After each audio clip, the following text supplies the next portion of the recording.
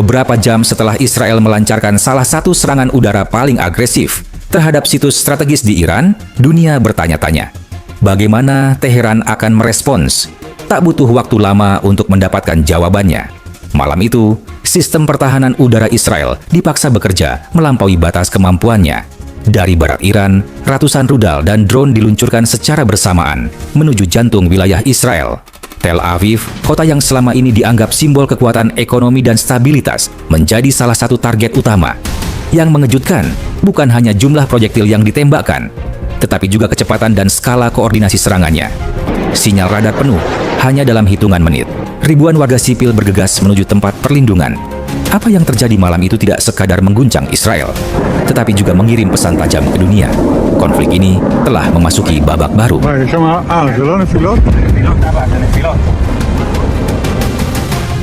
Ketegangan antara Israel dan Iran memang bukan hal baru. Namun, eskalasi terbaru bermula ketika Israel, dengan dukungan diam-diam dari Amerika Serikat dan sekutunya, meluncurkan operasi udara ke sejumlah wilayah di Iran. Fasilitas nuklir, markas militer, dan pusat komunikasi strategis menjadi sasaran. Sejumlah ilmuwan dan pejabat Iran dikabarkan turut menjadi korban. Alasan yang dikemukakan, Iran diduga mempercepat pengembangan senjata nuklir, tapi sampai saat serangan diluncurkan, tidak ada bukti konkret. Bahkan, IAEA, Badan Nuklir Dunia, belum mengeluarkan pernyataan resmi tentang pelanggaran serius yang dilakukan Iran. Dengan kata lain, tuduhan ini tidak berdiri di atas landasan yang kuat. Banyak pengamat menyebut langkah Israel ini sebagai bentuk provokasi sepihak dan bukan upaya pencegahan. Serangan ini dilakukan tanpa persetujuan komunitas internasional. Teheran pun menyebutnya sebagai agresi terbuka dan membalasnya adalah hak mereka untuk mempertahankan kedaulatan.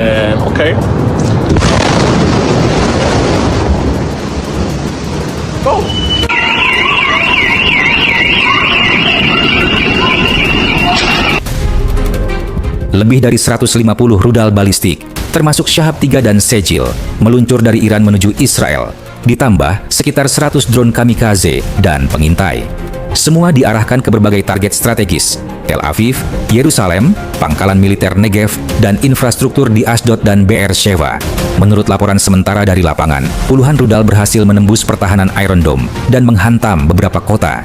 Di Tel Aviv, asap mengepul dari kawasan industri dan ledakan terdengar berulang di distrik selatan kota. Sirene meraung tanpa henti. Warga berlarian menuju bunker. Di kota Ashkelon dan Netivot, sejumlah bangunan hancur. Api membakar area permukiman. Ambulans dan tim penyelamat berseliweran di jalanan. Sementara itu, di Yerusalem, dentuman beruntun dan cahaya terang di langit malam menunjukkan betapa intensnya pertempuran di udara. Meskipun sebagian besar proyektil berhasil dicegat, volume serangan yang sangat besar dan simultan membuat sistem pertahanan kewalahan. Pihak militer Israel sendiri mengakui ini adalah salah satu serangan paling kompleks dan terkoordinasi yang pernah mereka alami.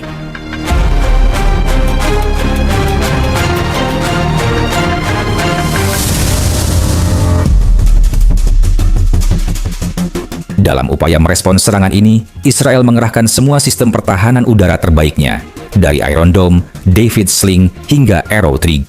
Sekutu Israel, Amerika Serikat, Inggris, dan Prancis juga ikut bergerak. Mereka membantu melalui deteksi satelit, radar lintas wilayah, dan beberapa aksi intersepsi di pangkalan militer Amerika Serikat di Timur Tengah. Pemerintah Israel mengklaim bahwa sekitar 80–85% rudal berhasil mereka tangkis. Ini tentu menunjukkan efektivitas sistem mereka. Namun, militer Iran menyatakan sebaliknya.